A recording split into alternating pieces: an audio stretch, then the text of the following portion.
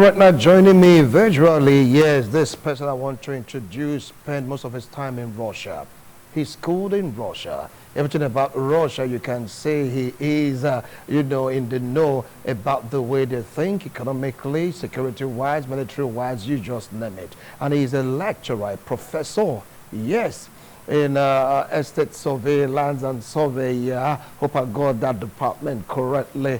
And of course, he is truly a senior lecturer. Join me to welcome Professor Raphael Ehigiato. Prof, it's a pleasure to have you join us this afternoon on International Forum. Prof, are you there? Yeah, I'm here. All right. Thank you very much, Aman. All right. All right. You approve. Okay. And Yeah. another person joining us again virtually. He is a well-traveled personality. We talk about Europe. He knows the way they do their things. So about Germany, about Russia, the way they think, the way they act. And of course, he has a deep insight into this particular conflict ravaging Ukraine. Join me to welcome Honorable Etiosa Igebo. Honorable, it's a pleasure to have you join me this afternoon. Good afternoon. It's a pleasure to be here. Thank you. All right. Now let's take a look at the situation on the ground right now, talking about negotiation when you talk about ceasefire. But there are some gray areas that many people do not understand. Let me start out with Prof.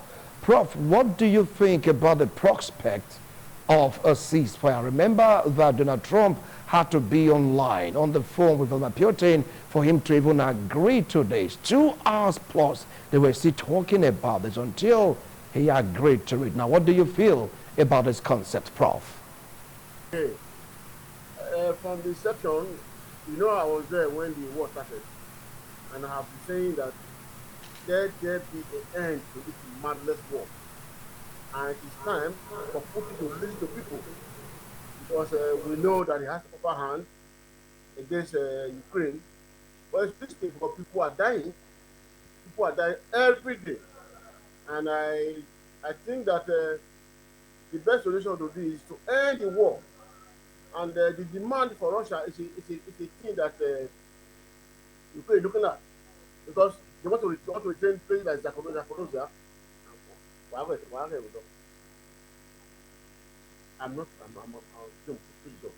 sorry for interruption. So please, I am sorry for the interruption. Somebody just came to me. So I want to say that it is time to end it because people are dying and one of my friends just died the last 2 weeks and it was very painful. We're together in Russia and I used to give information about the happening there. And I was killed. They went to watch for and he died. So it's a thing that we should the world should combine with America to ask this Putin to stop this war. He should stop this war because the condition is given like cities like Zaporozhia that have been in Ukraine, Donetsk, and the other area of the eastern part of Ukraine that's claiming. If you live there and that peace reign, we are tired of this war. Students, as I tell you, how many students there were, Nigerians that I know, they were frustrated at this senseless war that Putin created. Is part of land. I know Russia is my second country, but what Putin is doing, I am no longer happy with it.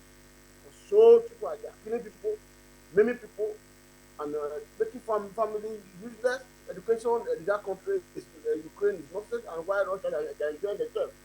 If you go to still like we are school Siberia, they don't even know that there's war. It's very far from them. The war will never get to them.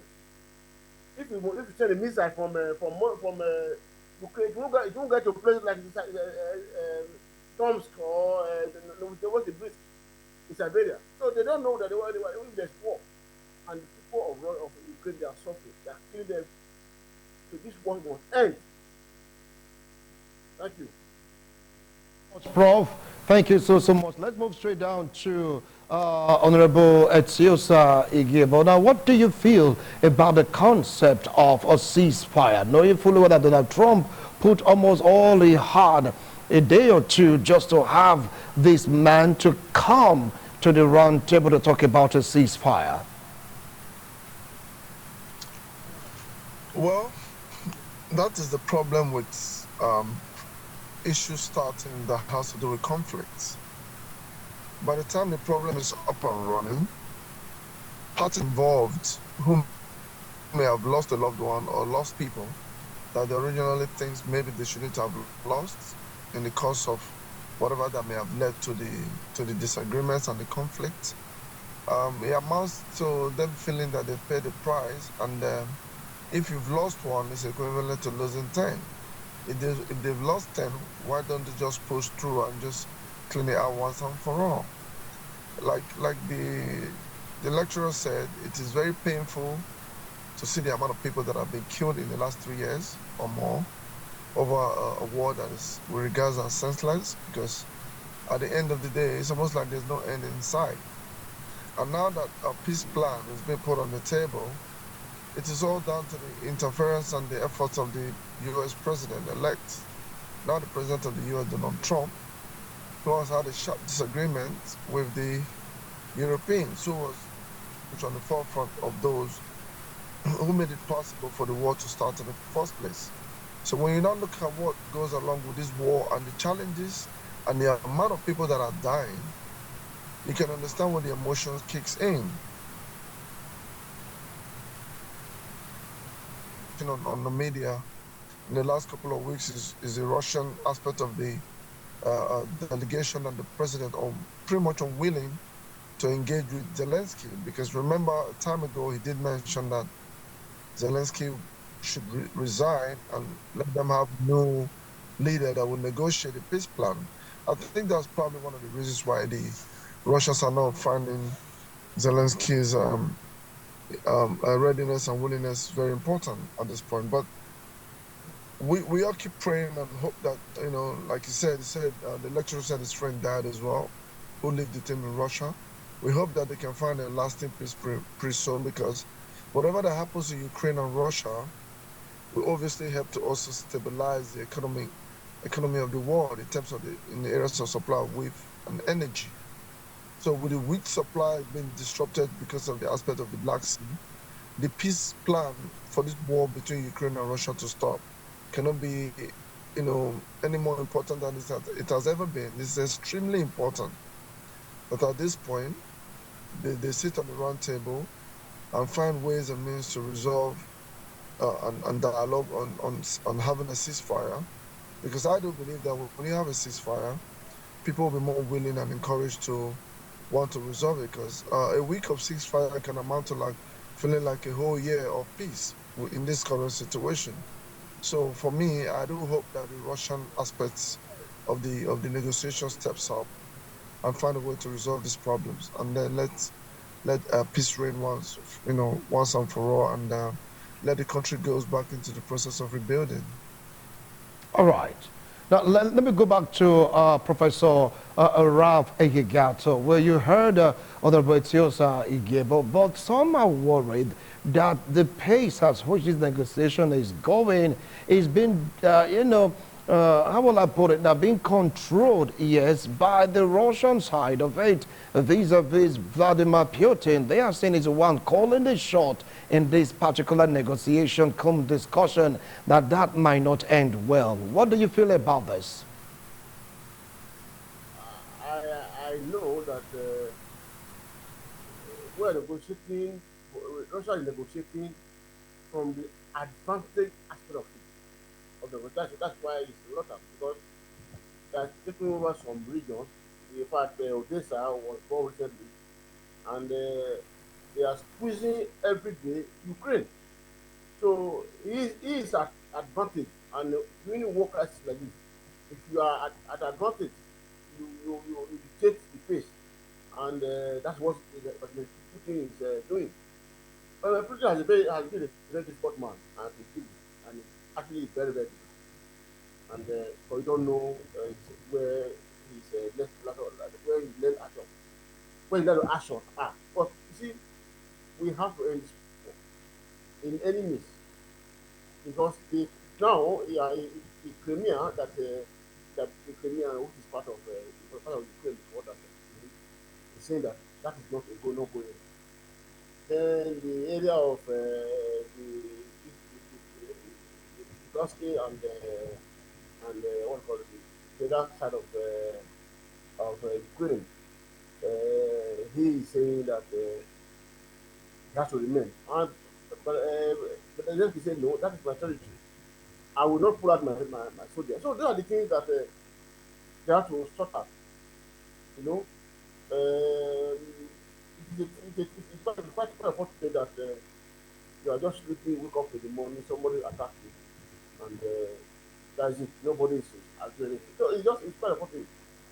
But I still believe that there will be light at the end of the tunnel because Donald Trump is much pressure on Putin, and so that Putin can change and look at it and say, okay, let's have a permanent resolution to this crisis. Because this one is losing, so they can see that even Ukraine they are losing more. But they are inside Ukraine. They are taking over about one third of Ukraine land. Though we know that that part of the Ukraine is Russian speaking Ukrainian. But in Ukraine, what is language that is general is Russian. Everybody to go there like I don't know, I don't speak Ukraine. But when I get there, I see the speak Russian I'm at home with them. So they are the same. You know all these things. You have said this time and time and that number. Let there be peace. Let the war mount pressure by the Putin to have a think of how to settle this war once and for all, so that like they are saying one of the conditions is that it should not be NATO.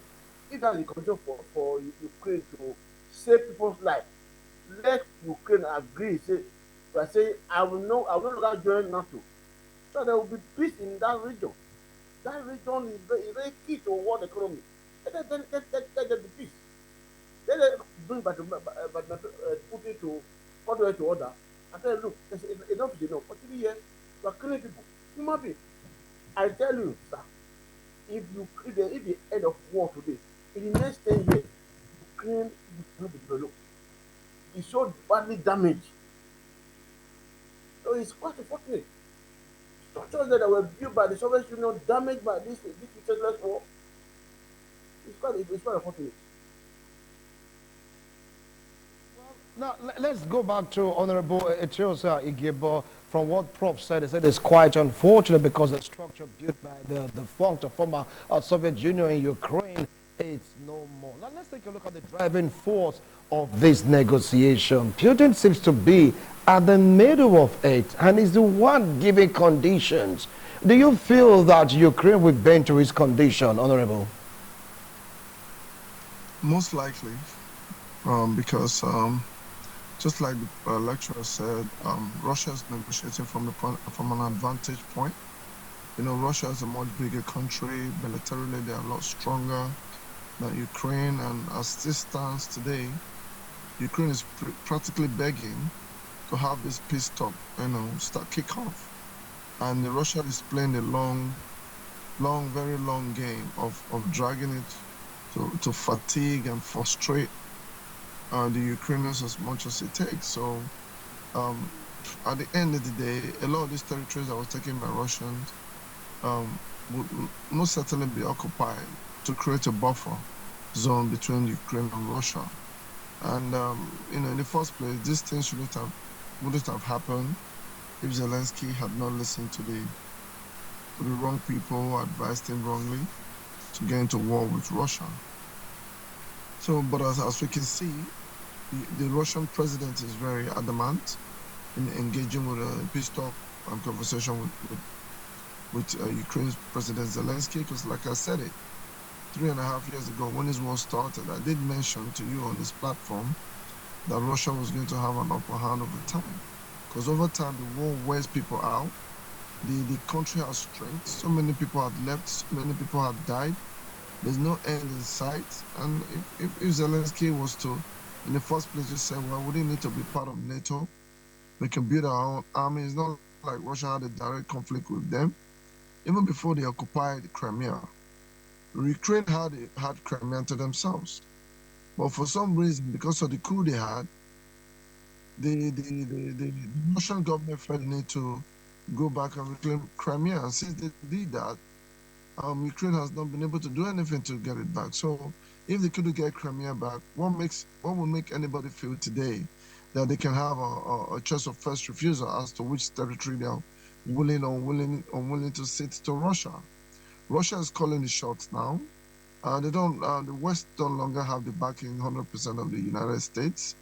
I'm very certain that by the time the negotiation kicks off, Russia will pretty much have his way in most areas in terms of the negotiation, and out of reasoning, they may want to allow certain desires and requests from Ukraine to also stand. But I think the majority of that demand will tip towards the Russian side, and I think that will be the outcome of this negotiation whenever it kicks off.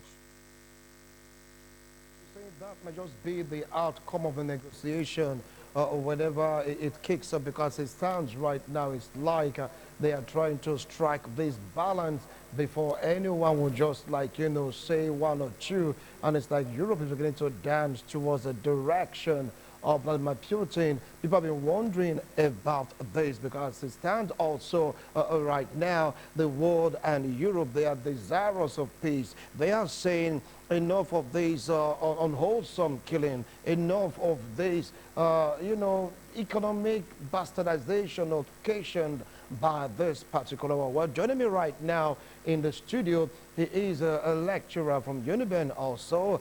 Yes, the clergyman, political affairs commentator. Join me to welcome Honorable Frank Amego. It's a pleasure to have you join me in the studio. Thanks for having me. How did you navigate through the terrain this afternoon? It was terrible. Terrible. The government has so much to do. So much to do. All right, now let's zoom in on the Russia-Ukraine conflict. Professor Rafa been speaking, even about Etiosai, have been talking, sharing their views and opinion about this particular issue. Now, what's your take about this peace deal that took Donald Trump about 2 hours to convince Putin to say, yes, let's talk about ceasefire? Yeah, it was a good development for Donald Trump to identify between Putin and Zelensky that the major challenge really was on or about Putin. And it goes to show that if Putin goes to practice the level of talks he had with Donald Trump, one would expect that the immediate resolution that was discussed should be a thing of friction. Zelensky does not have any challenge at any point because he personally wants a situation whereby this war will come to an end possibly right now. And I also commend Putin for listening for more than 2 hours. And that goes to show to the world that there were a lot of gray areas indeed that Donald Trump patiently, unlike him, had to wait to discuss. And along that line, in my opinion, I feel Putin is still very angry, trying to look at the root causes of what happened. And from what I read, is not far from the NATO alliance with between Zelensky for Ukraine to join NATO. I think that's his major challenge.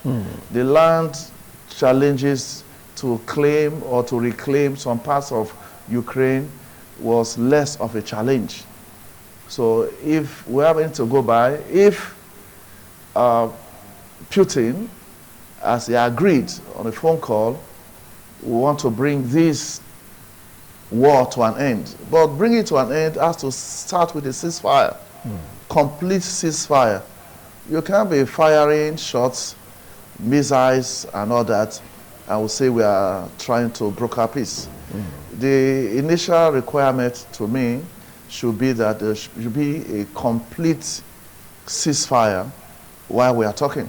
All right. a complete ceasefire while we are talking. But if you just joined us, this is International Forum. We'll go on a break. When we return, we will definitely continue with this discussion. Do not go away. All right, now talking gray area, some are saying some just have to give up some for there to be peace. Some just have to accept some for there to be peace. Now let's take a look at the gray areas as I move over to where Prof.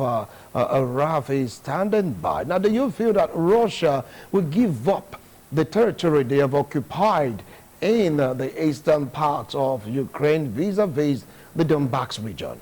Prof.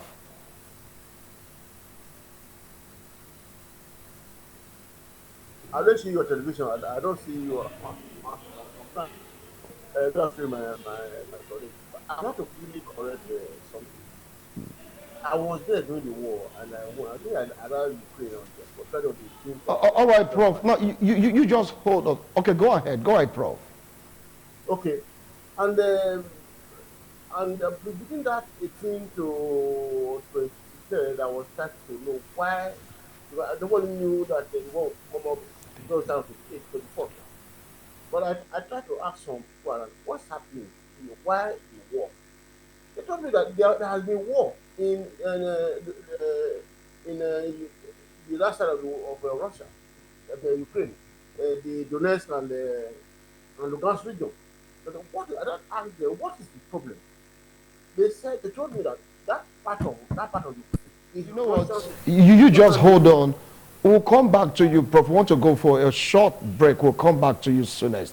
Do stay tuned. We'll be right back. Thank you so much for staying tuned. If you just joined us, this is International Forum. Right now, moving straight to Professor Rafael Higato. So, Prof, go ahead. Talking about the gray areas. You see Russia giving up the areas they've conquered so far in the war.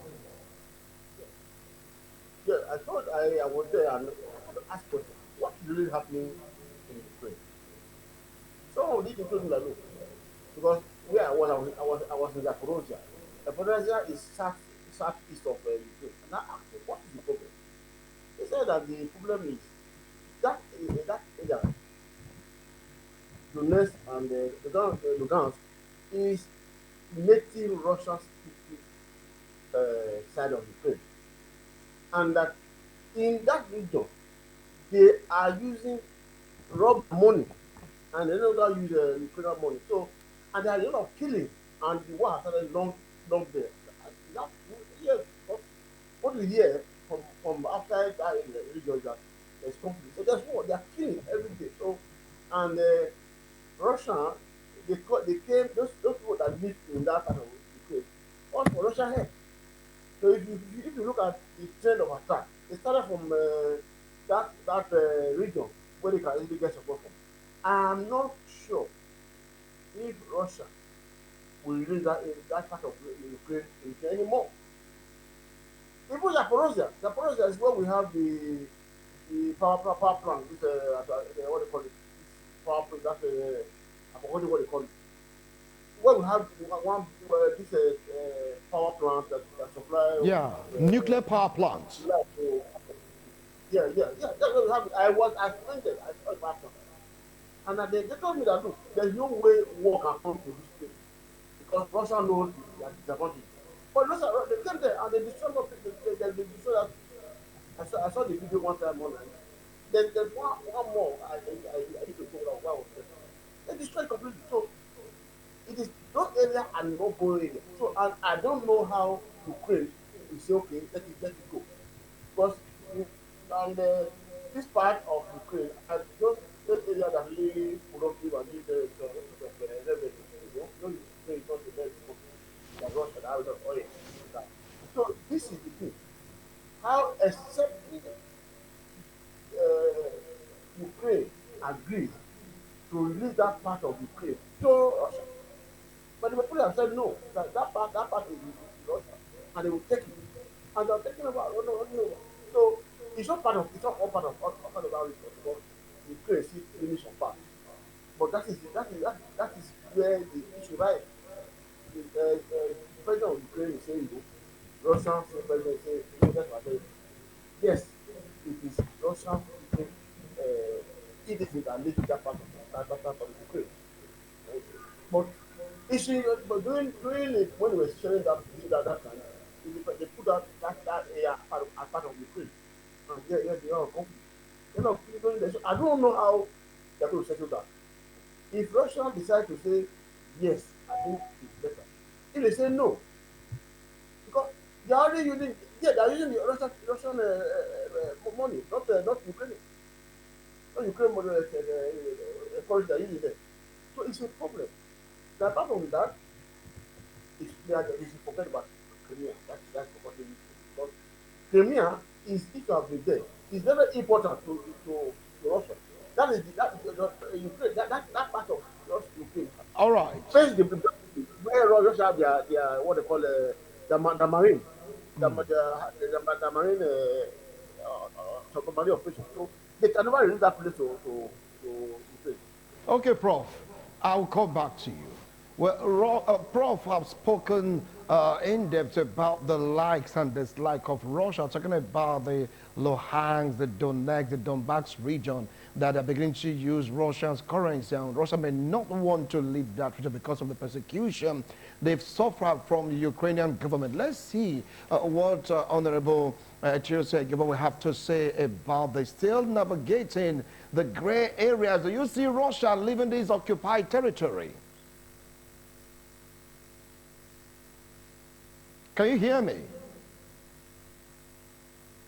Yes, I can hear you. All right, now, Yes. now talking about the gray areas, do you see Russia leaving this territory they've conquered in Ukraine?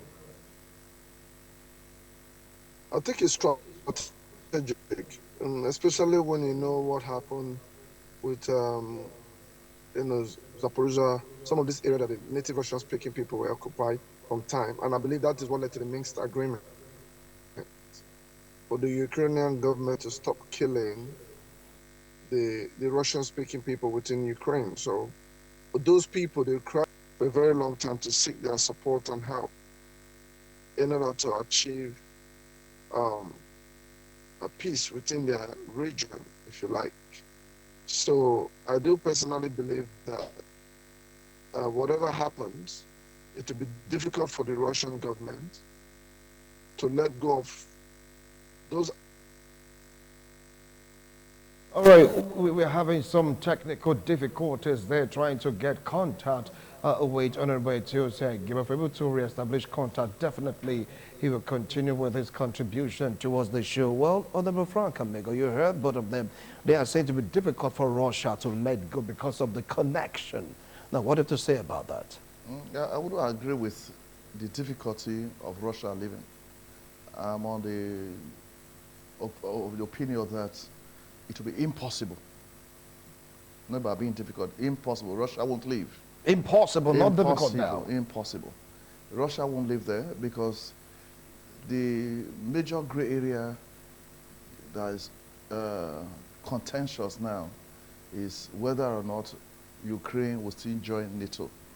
That was the initial reason why they decided to conquer those territories. And not until and unless Russia is 100% sure that Ukraine will not join NATO, they might decide otherwise. But from the way it's going, there is no way, because I have some liquids now. There are some liquids will say they are immiscible.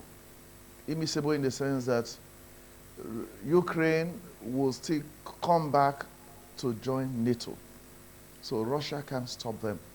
So in as much as Ukraine has made up its mind to join NATO, Russia will never leave those conquered territories. All right. Let's go back to Honorable Joseph Gibbon to get to what he has to say, because Honorable Frank said, look, it's not about being difficult. It's practically impossible, just as impossible for Ukraine not to join NATO. Over to you, Honorable Chiosa.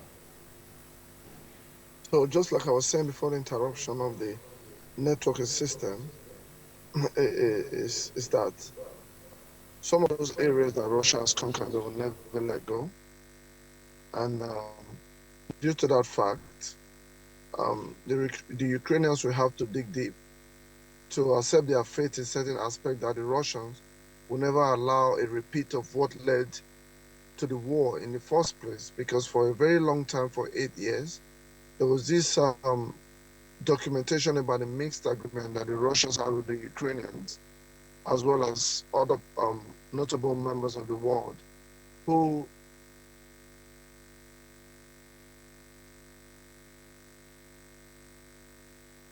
Serious network issue. Let's get to hear Professor Ralph aspect of it. Now, from what both of them have said, they're saying it's particularly impossible for them to like leave that particular region. Now, do you see Ukraine agreeing to Russia retaining the region? They are saying they took Crimea. That they might not want to contest. But Vladimir Zelensky said, look, Ukraine is going to recapture every inch, every ounce of land captured by Russia. Do you see Ukraine agreeing to the terms in the sense that leave the eastern Ukrainian region for Russia? On Professor Ralph.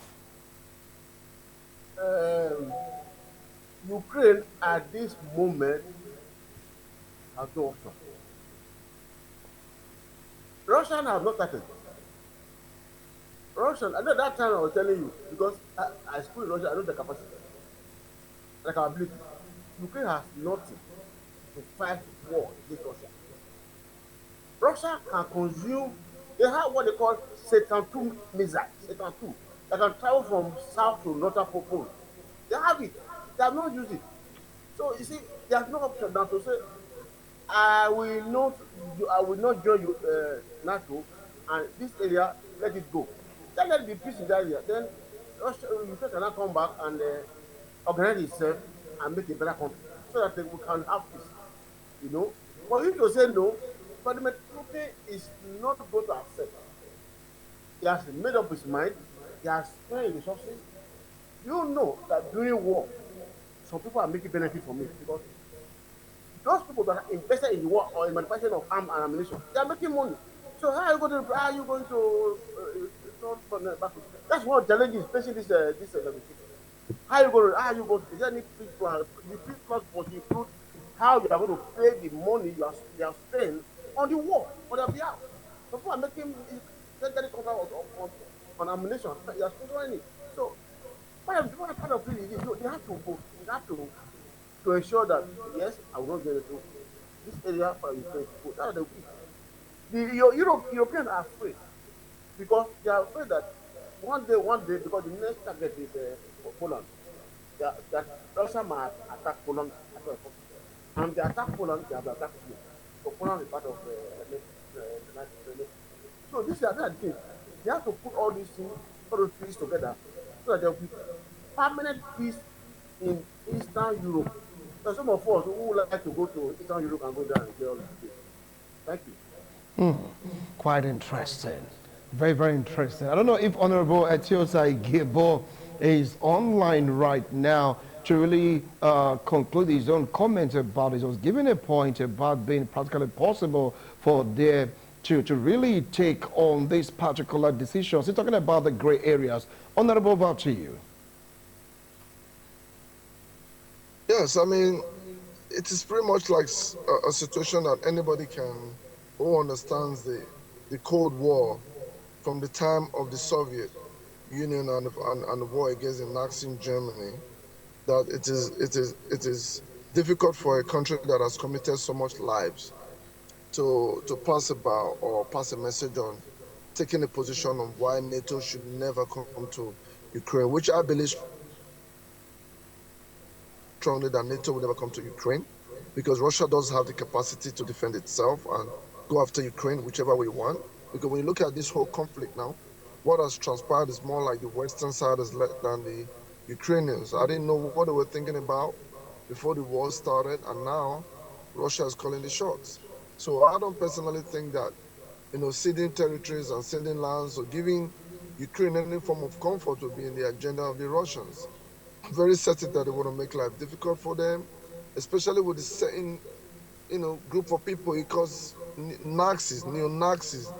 People he talks about demilitarization and, the neo-Nazis in government that has used the coup to push away the pro-Russian president in Ukraine and things like that. So it's a little bit more complex. I mean, with Russian attacking Poland, maybe not in his lifetime, but if they do have their ways with Ukraine, if it was possible, yes, it's most likely that they may go after Poland because they do believe with this mindset. He's making so much point, but the internet connectivity from his end is really, really distant. But all the same, let's see how this will go. We'll talk about connectivity. Let me come to Honorable Frank Amego. Ukraine is saying 30 days ceasefire. Russia at first said 3 days, and are talking about 7 days. Because they are saying that they should give this ceasefire a chance. One of them will use it as technical advantage over the other hands. They don't want to take chances. Now, what do you feel? Should they go for 30 or 7 days ceasefire? Yeah, that's the more reason why the ceasefire has to be moderated, as President Donald Trump has attempted. Zelensky at the point said that even if you allow the two of them to negotiate a peace deal, there should be an umpire that will regulate the level of discussion. That U.S., let's say the President Donald Trump, should not just abandon him in this peace talk. And the Pope, the new Pope now, is also interested. I'm sure this peace deal will be struck at the Vatican City, a neutral place. And if that is going to go by, there's no any of them that will take advantage, or maybe undue advantage. If they both agreed, as it is now, for you to talk for 2 hours, it must be that there were so many challenges that were not visible before now. Otherwise, one could have spoken for about 10, 15 minutes. To last about 2.5 hours, it means that the matter to them was not as shallow as they earlier thought. Maybe, I think when Donald Trump assumed office second term, he even said within 24 hours, they will broker peace here and there. But when he got to know the details, and at the time too, he was getting frustrated that Putin was not paying due attention to him. I'm sure in these 2.5 hours discussion on phone, the US president would have known some details that he never did. And this, in a way, the first time for Putin to say it will allow for a peace talk. But the root causes or the immediate or remote causes of this challenge will have to be addressed. And he also mentioned that Ukraine should not join NATO. I'm sure if Ukraine decides for a full-scale peace talk to write that at any point in time in life that Ukraine will never join NATO, I'm sure it will take 24 hours for this war to cease. But if Ukraine still insists on their sovereignty to join or not to join, and that will further ignite this war. So I'm not seeing any advantage for any of them to take. After all, they'll be fighting freely, no referee, as it were. So if Zelensky can accept not to join NATO, then why not? Except President Donald Trump is not sincere in the talk, because U.S. is the kind of the head of the NATO group. So if the U.S. government can also accept that Ukraine should not join NATO, this war, even before they go to the Vatican City, would have ended. All right. Okay, let's get to hear the last line of Professor Ralph Ehigiato. I believe it's still there. 7 days ceasefire versus 30 days ceasefire. When we talk about navigating through the gray areas, now do you feel that Putin will extend the ceasefire beyond 7 days? It's either here nor there. Putin might try to extend or refuse to extend. But what I'm after is let there be overall, let there be peace in that region, so that the economy of that region will grow. You know, if you get to Ukraine, it has been there. are large supply of goods to the world from Gaza and It's you, from Sabi. the Red Sea, US supply to the world. So let them decrease so that can continue to move on. The whole, even the one in Gaza and in Israel, let them decrease. You know, also, every year my pastor send me an invitation to Russia. By the time I went back, I moved to Russia about it. He say, what are you doing at Russia? You wanted to do from air. So it is scary to go to those regions now, you know. And Russia is one of the best countries I ever lived. And for it to be in crisis like this, people are avoiding going to Russia, people are going to go to school, study there. It's quite unfortunate. And I want the war to end now. That's my resolution. All right. Thank you so much, Professor Raphael Higiato. I appreciate you joining us on this program. Quickly, let's take a look at what Honorable Tiosa Gibo have to say about this. Though network is quite fuzzy in that area, let's get to hear your last take on this. Honorable Tiosa, over to you. Well, my prayers is that they find a lasting solution to the problem. It was unfortunate that the fight started in the first place. But those people that has had the opportunity to experience life in Ukraine, like our brother, the lecturer, will tell you that it was a beautiful country. Sometimes with hindsight, one would wish that Zelensky was not the president of Ukraine. Maybe they would have averted this war. Because at the end of the day, they are coming back to the same drawing board, to the same negotiating table. And I believe that NATO will be on the top burner because I don't ever think that on their doorstep. So let's hope that peace first and foremost coming, and then the rest negotiations and peace plans can follow, so that the Ukrainians can have relief because it has been very tough in the last 3 to 4 years of unnecessary war and people losing lives and family being destroyed for no reason. All right, thank you so much, Honorable Tiosa Gibo. Well, Honorable Frank Abego, you have your last line in this discussion. What advice do you have when you talk about navigating the gray area? Should Ukraine just accept whatever Russia places on the table? Don't join NATO. The land we've conquered belongs to us. Peace is not cheap. Zelensky now should consider his stand in the sense that you became president of Ukraine. Are you going to have a record of throughout your tenure? It was war, war, war, war. So if he can decide not to, in the nearest future, join NATO, this war will cease. Because Putin is not ready to listen to another person. He's not to listen to any voice of reasoning except that of Ukraine not joining NATO. And if that's just the only reason, Ukraine, please don't join NATO. All right. Don't join NATO. Maybe people will just be like, okay, fine, calm. But for those land conquered already, Zaporozhye, Luhansk, Donetsk, you just name it.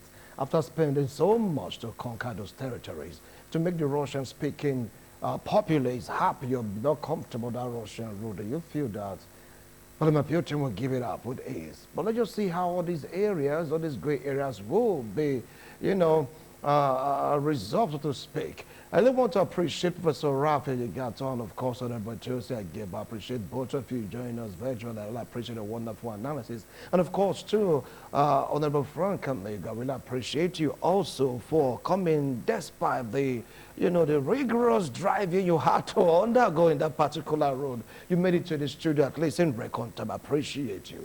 Well, viewers out there, we'll do it again next week, Tuesday, God willing. Bye for now.